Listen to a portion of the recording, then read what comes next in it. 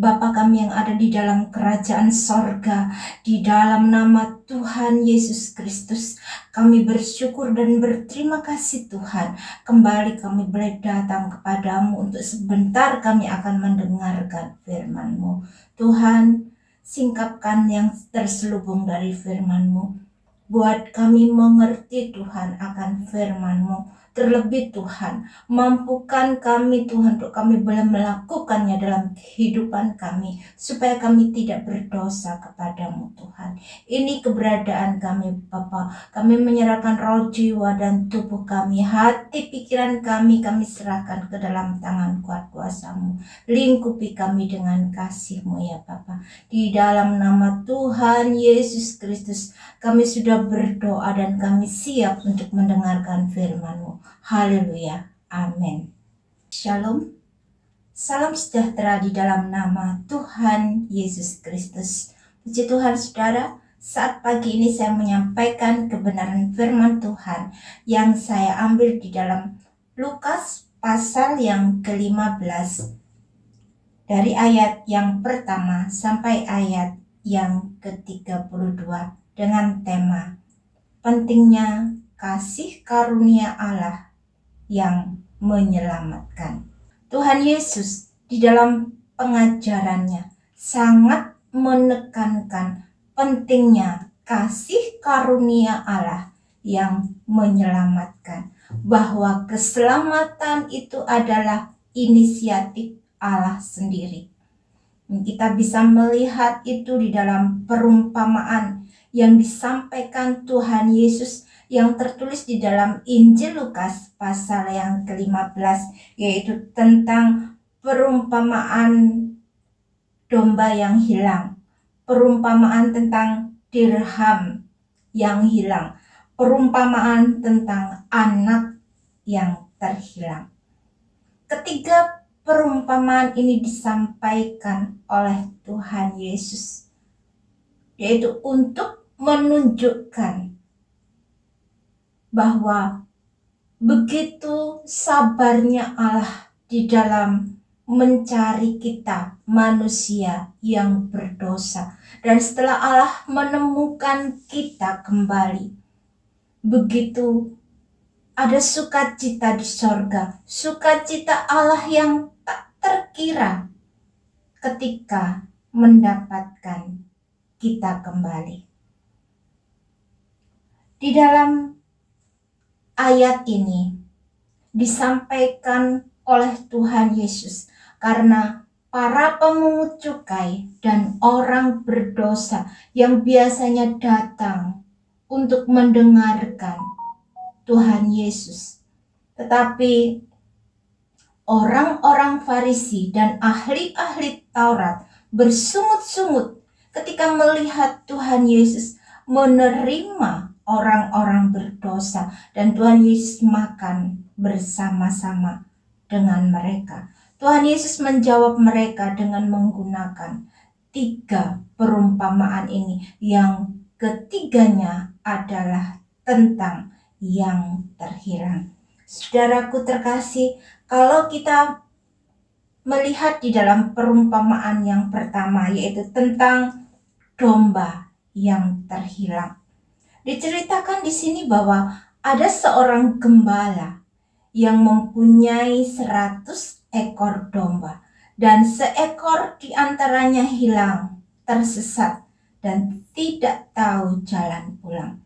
Dan gembala ini mencari seekor domba yang terhilang ini dengan meninggalkan 99 ekor dombanya di padang gurun. Dan setelah gembala ini menemukan dombanya, ia meletakkannya di atas bahunya dengan gembira, dan setibanya di rumah ia memanggil sahabat-sahabat dan tetangga-tetangganya dan berkata, "Bersukacitalah bersama-sama dengan aku, sebab dombaku yang hilang telah kutemukan." Kita lanjut di dalam perumpamaan yang kedua, yaitu tentang dirham yang hilang. Diceritakan di sana bahwa ada seorang perempuan yang mempunyai 10 dirham. 1 dirhamnya jatuh dan tidak ditemukan.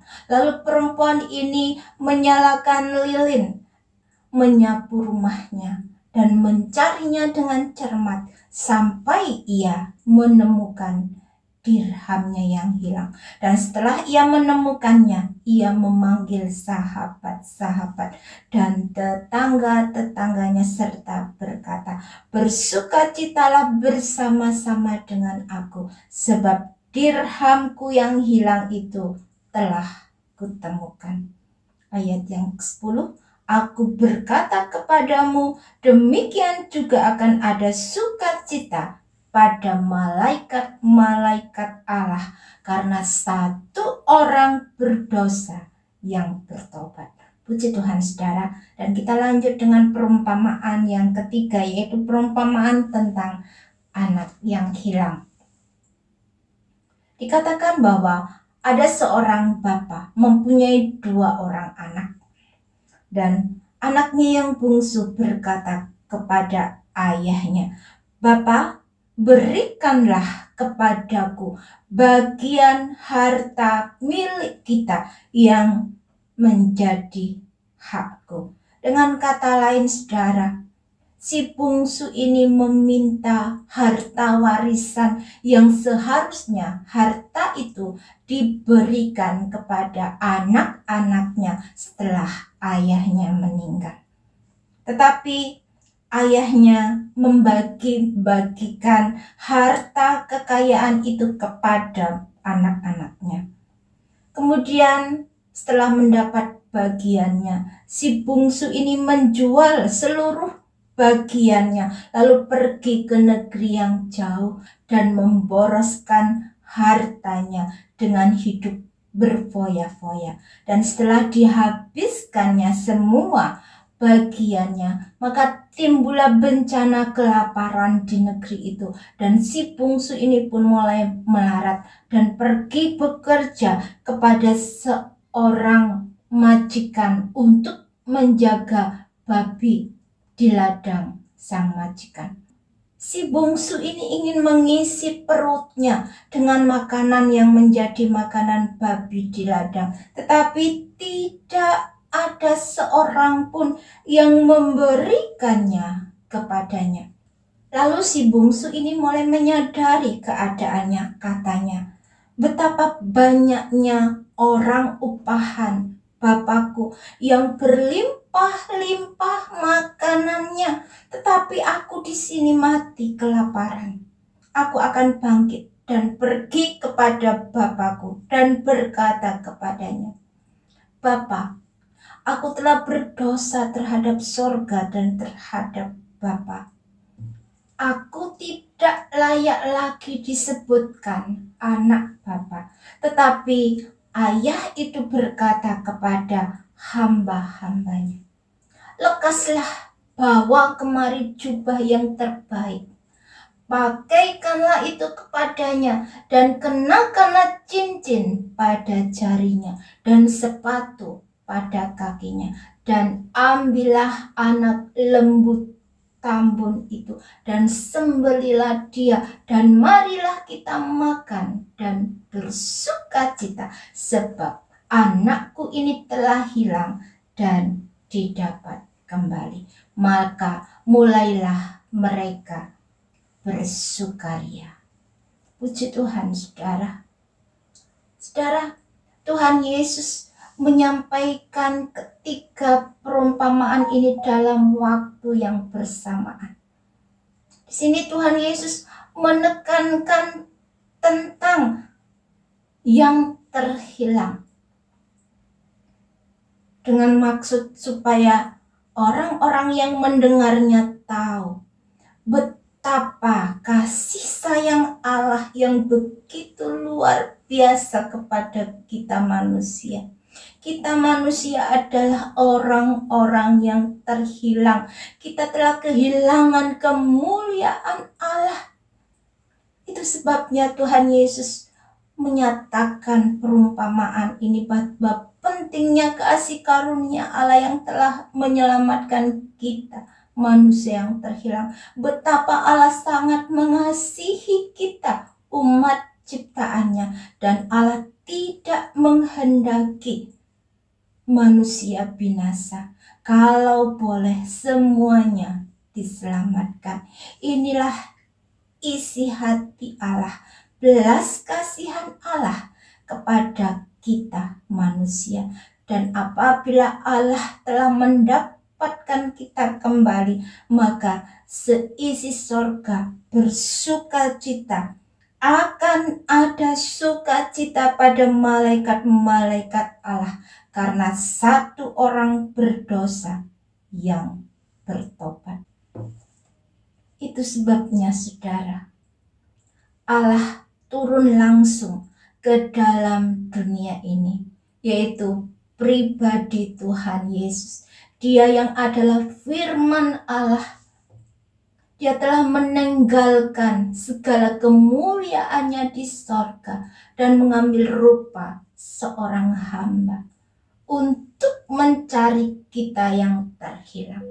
Tuhan Yesus telah menjadi taat sampai mati di kayu salib, dan melalui kematiannya di atas kayu salib, Tuhan Yesus telah memporak-porandakan kekuasaan iblis, dan melalui pengorbanan Tuhan Yesus di atas kayu salib, maka semua orang yang mau percaya dan mau mengakui bahwa Tuhan Yesus adalah Tuhan dan Juru Selamat di dalam kehidupannya, ia telah diselamatkan selama hidup di dunia ini, juga dalam kekekalan nanti.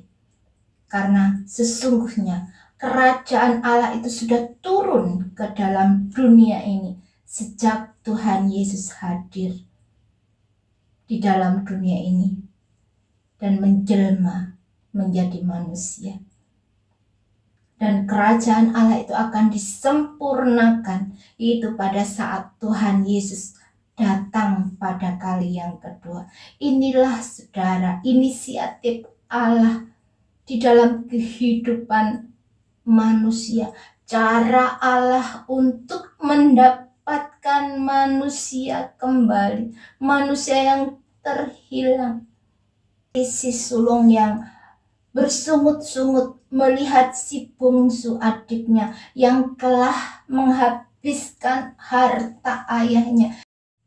Si bungsu yang adalah orang berdosa, tapi setelah bertobat mendapatkan anugerah dan langsung diterima oleh ayahnya, dan ayahnya memulihkan statusnya, diberinya jubah, diberinya cincin dan kasut di hadapan semua orang, dan diberikan haknya sebagai anaknya. Saudara, demikian juga dengan orang-orang Farisi dan ahli-ahli Taurat. Mereka bersungut-sungut ketika melihat Tuhan Yesus duduk makan bersama-sama dengan orang-orang berdosa. Tetapi apa yang dikatakan Tuhan Yesus kepada Zakeus, hari ini terjadi keselamatan di rumah ini karena orang ini pun anak Abraham. Saudara, janji Tuhan adalah ya dan amin. Itu sebabnya saudara, sekalipun zaman semakin sulit dan sukar, tetaplah berdiri teguh di dalam iman percaya kita kepada Tuhan Yesus. Jangan sekali-kali kita telah melepaskan anugerah iman percaya kita kepadanya. Karena ada janji, ada upah, ada mahkota kemuliaan yang menanti kita di sorga yang kekal. Karena Tuhan akan menggantikan penderitaan, kesusahan, kesukaran yang kita alami untuk sementara waktu selama kita hidup di dunia ini dengan sukacita yang kekal. Kiranya kasih karunia Allah memampukan kita untuk mengerti akan kehendak Allah di dalam kehidupan kita. Sebagai ayat yang terakhir, saya akan membacakan di dalam kitab Wahyu pasal yang ke-21 ayat yang ketiga sampai ayat yang ke-8. Lalu aku mendengar suara yang nyaring dari tahta itu berkata, lihatlah, kemah Allah ada di tengah-tengah manusia, dan ia akan diam bersama-sama dengan mereka. Mereka akan menjadi umatnya, dan ia akan menjadi Allah mereka. Dan ia akan menghapus segala air mata dari mata mereka, dan maut tidak akan ada lagi. Tidak akan ada lagi perkabungan atau ratap tangis atau duka cita, sebab segala sesuatu yang lama itu telah berlalu. Ia yang duduk di atas tahta itu berkata, lihatlah, aku menjadikan segala sesuatu baru. Dan firman-Nya, tuliskanlah, karena segala perkataan ini adalah tepat dan benar. Firman-Nya lagi kepadaku, semuanya telah terjadi. Aku adalah Alfa dan Omega, yang awal dan yang akhir. Orang yang haus akan kuberi minum dengan cuma-cuma dari mata air kehidupan. Barang siapa menang, ia akan memperoleh semuanya ini, dan aku akan menjadi Allahnya, dan ia akan menjadi anakku. Tetapi orang-orang penakut, orang-orang yang tidak percaya, orang-orang keji, orang-orang pembunuh, orang-orang sundal, tukang-tukang sihir, penyembah berhala, dan semua pendusta, mereka akan mendapat bagian mereka di dalam lautan yang menyala-nyala oleh api dan belerang. Inilah kematian yang kedua. Puji Tuhan, saudara, hendaknya kita setia sampai pada akhirnya, sehingga kita berkemenangan di dalam kehidupan kita, dan pada akhirnya kita akan melihat wajah Allah muka dengan muka, dan kita akan mengalami persekutuan yang sempurna dengan Allah Bapa di surga. Puji Tuhan, saudara, berbahagialah setiap kita yang mendengar firman Allah dan yang melakukan di dalam kehidupannya. Puji Tuhan, Tuhan Yesus memberkati. Bapa kami yang ada di dalam kerajaan surga, di dalam nama Tuhan Yesus Kristus, kami bersyukur dan berterima kasih Tuhan. Kami sudah mendengarkan firman-Mu. Mari Tuhan, kuatkan iman percaya kami Tuhan kepadamu. Kiranya kasih karunia-Mu saja yang memampukan kami Tuhan, untuk kami boleh setia sama seperti Engkau telah setia Bapa, dan kami juga setia sampai pada akhirnya Engkau mendapatkan kami setiawan, sehingga kami beroleh hak atas apa yang sudah Engkau janjikan di dalam kekekalan. Terima kasih Tuhan, terima kasih. Terima kasih karena kami, oh Tuhan, sudah mendengarkan firman-Mu. Kiranya mampukan kami untuk melakukannya dalam kehidupan kami, supaya kami tidak berdosa kepadamu. Di dalam nama Tuhan Yesus Kristus, kami sudah berdoa dan mengucap syukur. Haleluya, amin. Puji Tuhan, Tuhan Yesus memberkati.